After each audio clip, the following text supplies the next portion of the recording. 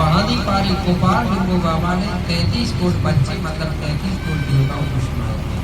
बोले गुरुदेव तो राजा आपको मैं वही गाथा सुनाने जा रहा हूँ, तो आप ध्यान से सुनिए। तो गुरु विक्रमदेव क्या बोले? बोले राजा सुनो,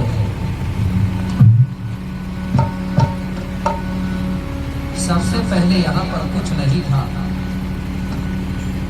अथाह जल ही जल भरा हुआ था, पानी ही पानी था। कैसे?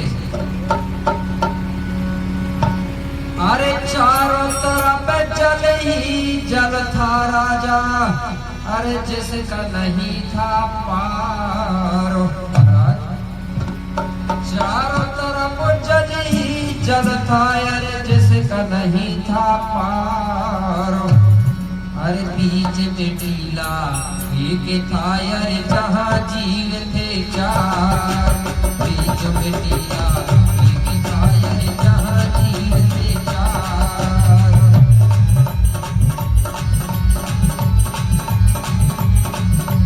चारों तरफ जल ही जल था, अरे जिसका नहीं था पार।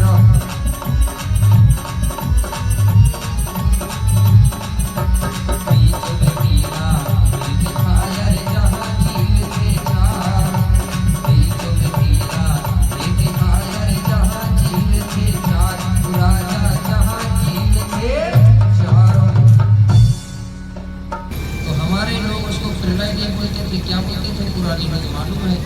कंडम बोलते थे कि कंडम हुआ था। तो जब जब भी कंडम होता था मेरे भाई, तो पूरी पृथ्वी धरती में डूब जाती थी और उसका एक टीला है वो डूबता नहीं था, वो हर हमेशा नजर आता रहता था। वहीं से फिर जीवों की उत्पत्ति हुई।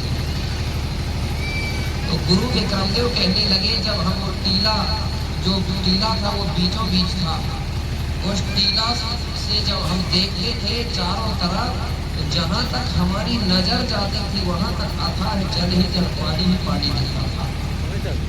पानी के अलावा महाराज उस टीला में 4 जीव प्राणी जीवित थे। बोले 2 जीव प्राणी थे दाऊद के रूप में, माता पिता के रूप में जीवित थे, जिनको हम बोलते हैं सल्ला और गाढ़ा। सल्ला यानी होता है पिता और गागरा यानी होती है माता, मतलब पिता और माता जी थे। दाऊद आए सबसे नर मादा सबसे कहा वही टीला में, जिसको हम आज बोली भाषा में बोलते हैं ना सल्ला गागरा ना सेवा सेवा, वही सल्ला और गागरा थे दाऊद आए। और उनके साथ में 2 जीव प्राणी और जीवित थे, और एक कौवा था और एक कछुआ। इस प्रकार जो टीला में 4 जीव प्राणी थे, सल्ला गागरा कौवा कछुआ। तो जो कछुआ है वो पानी में तैरता था, कभी कभी आके टीला के किनारे बैठ के आराम करता था। और जो कौवा है वो आकाश में उड़ता था, कभी कभी आके टीला में आराम करता था। लेकिन जो 2 है सल्ला और गागरा, ये हर हमेशा उसी टीला में रहते थे, हर हमेशा रहते 2 टीला। धीरे धीरे समय बीतते गया। कुछ दिनों के बाद में सल्ला गागरा की क्रिया प्रक्रिया से मतलब सल्ला गागरा ने 2 अंडालों को जन्म दिया। कितने? 2 अंडाल मतलब 2 बच्चों को जन्म दिया, मतलब लड़का 2 लड़का लड़कियों को जन्म दिया। तो पहला जो था वो लड़का था और एक लड़की थी। तो गोंडी भाषा में आप लोगों को मालूम होगा कि गोंडी भाषा में लड़का और लड़की को क्या बोलते हैं? जिसको मालूम होते एक बार हाथ उठाना जरा, बाकी दूसरे लोगों को नहीं है। मेरे भाई जिनको आज एसटी कहा जा रहा है उनको तो छोड़ो, एससी के लोग भी गोंडी बोलते थे, ओबीसी के लोग भी गोंडी बोलते थे। पहले कैसे बोलते थे? उनके सियाने लोगों से आज भी पूछना, पुराने लोगों से, कि लड़का लड़की को क्या बोलते हैं, वो सियाने लोग क्या बताएंगे? टूरा टूरी बोलेंगे कि नहीं बोलेंगे कि नहीं? तो जो टूरा टूरी शब्द है ये गोंडी भाषा है। जब उनके पूर्वज भी टूरा टूरी बोलते थे तो समझ जाओ वो भी गोंडी भाषा बोलने वाले बन रहे होंगे। तब तो उनके सियाने बोलते कि नहीं? तो मेरे भाई ये मत कहना कि हमको बॉडी नहीं बनती, बनती है आपको, भली कम बनती है लेकिन बनती है। बनती है कि नहीं बनती? और सब तो बोल रहे हैं आज भी बॉडी। तो मेरे भाई लड़का का नाम रखा गया आदि रावे और लड़की का नाम रखा गया सुषमा तेरी। इसके बेटा बेटी है सल्ला और गागरा। अब ये कितने लोग हो गए टीला में कौआ कछुआ छोड़ के? 4 हो गए कि नहीं? सल्ला गागरा से 2 लड़का लड़की हुई तो 4 हो गए। अब जो सल्ला गागरा है अपने बेटा बेटियों की रोज सेवा करते थे, पालते थे।